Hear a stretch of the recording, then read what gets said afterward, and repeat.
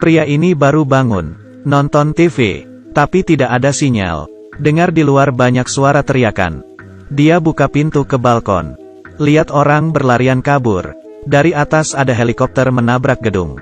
Wanita di bawah, lari dan menggigit orang lain. Ia mulai kaget dan ketakutan. Tiba-tiba ada pria masuk ke dalam. Di lehernya ada luka. Dengan rasa sakit masuk ke dalam WC. Ia tanpa berpikir panjang, langsung pegang pisau untuk jaga diri. TV ada siaran berita.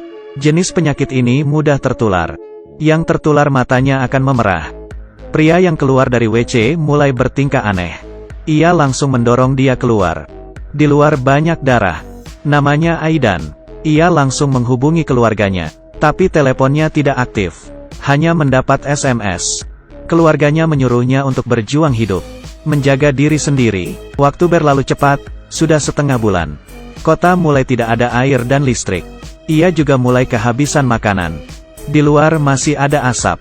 Ia pikir diam di kamar bisa menyelamatkannya. Tapi ada kejadian paling menyeramkan.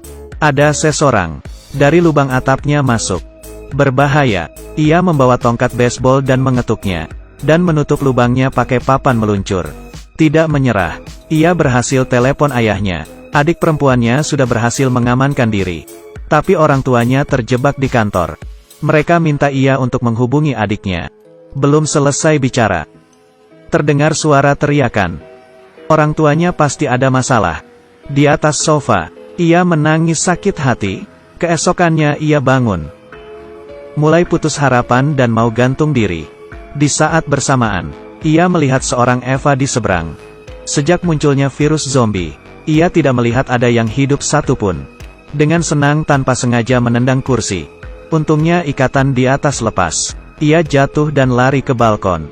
Ia mulai ada harapan. Eva juga sadar. Keduanya dari jendela saling menulis. Tanya kabar. Saling merayakan.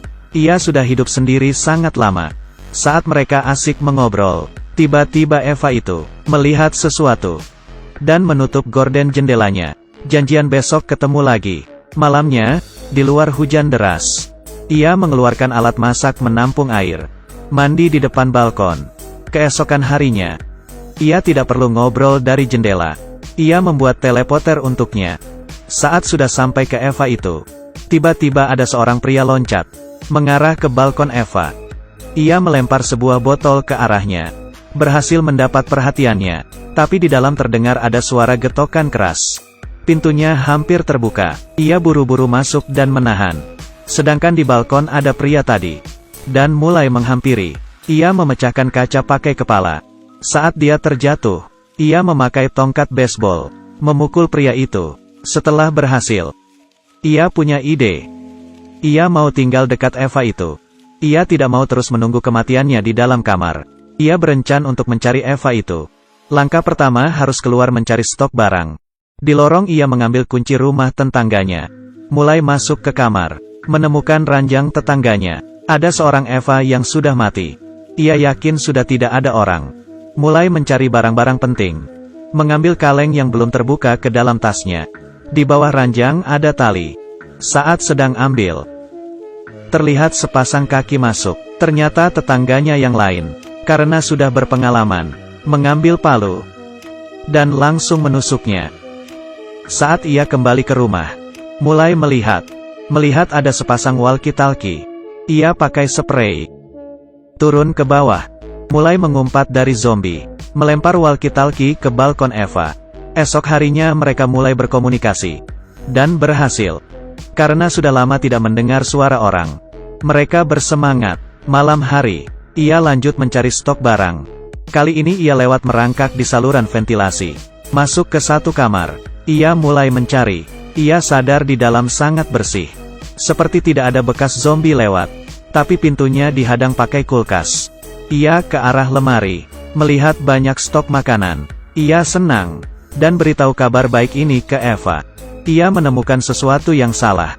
Rumah rapi dengan banyak makanan. Di sini pasti masih ada orang yang hidup. Saat ia mau pergi, tapi ranselnya ada di ruang tamu.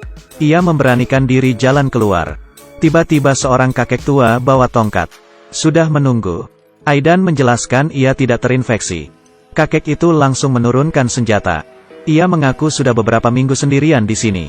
Pemilik rumah ini bunuh diri. Jadi dia tinggal di sini. Ia tanya di sini masih ada orang lain yang hidup. Aidan jawab ada seorang wanita lagi. Ia sangat baik, membolehkan Aidan bawa makanan. Saat ia sedang ambil makanan, kakek langsung memukul kepalanya. Ia pingsan. Saat ia sadar, tahu di belakangnya ada zombie. Tangan kakinya diikat untuk jadi mangsa. Ternyata ia mencari orang hidup untuk beri makan ke istrinya. Tidak ada harapan. Tiba-tiba dengar suara Eva. Kakek berdiri dan keluar melihat keadaan. Agar kakek tidak tahu keberadaan Eva, ia berjuang dengan kekuatan. Akhirnya terlepas. Kakek kembali lagi. Aidan langsung menarik kakek dan mendorongnya. Kakek digigit oleh istrinya. Eva bilang, zombinya sudah masuk ke dalam kamarnya. Ia menjawab, ia akan menyelamatkannya. Tidak sempat bawa makanan. Ia langsung keluar. Berlari menghindar ke arah kamarnya. Eva tidak bisa melarikan diri. Bersembunyi di sudut balkon. Ia tidak punya perlengkapan lain. Langsung turun ke bawah pakai spray. Sampai di bawah, zombie langsung datang. Ia ambil senjata di lantai. Mulai menembak zombie. Eva juga menjatuhkan spray. Agar Aidan bisa naik ke atas. Saat dia sedang naik, di bawah ada zombie ikut naik.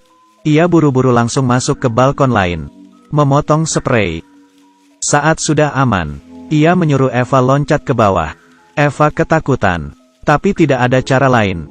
Karena bantuan Aidan, Eva berhasil turun ke bawah. Keduanya seperti sahabat yang sudah lama tidak bertemu. Dan memberikan pelukan semangat. Selanjutnya berpetualangan bersama. Aidan membuka pintu. Keluar berlari. Ke tangga darurat. Saat baru membuka pintu, ada zombie mendorongnya. Dan menahannya. Kemudian bersama-sama jatuh ke bawah. Zombie di atas tubuhnya. Eva langsung memukulnya dengan palu. Setelah itu, mereka lanjut berlari. Sambil berlari bertemu dengan zombie.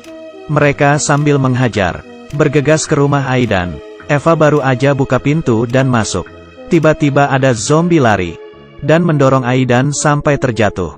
Di luar terdengar suara teriakan keras. Ia terkejut duduk di lantai. Kemudian Aidan masuk dengan lumuran darah. Ia memberikan Eva sebuah batang kayu. Untuk membuat jarak di antara mereka. Ia membuka baju sambil berdiri di balkon. Kalau ia tergigit, ia akan langsung loncat dari sini. Untungnya dia tidak tergigit. Bajunya berlumur darah zombie. Mereka berdua seperti ada kehidupan baru. Keduanya pakai kulkas untuk menahan pintu. Akhir dunia masih terus berlanjut di luar. Tapi kali ini mereka berdua menghadapinya bersama-sama.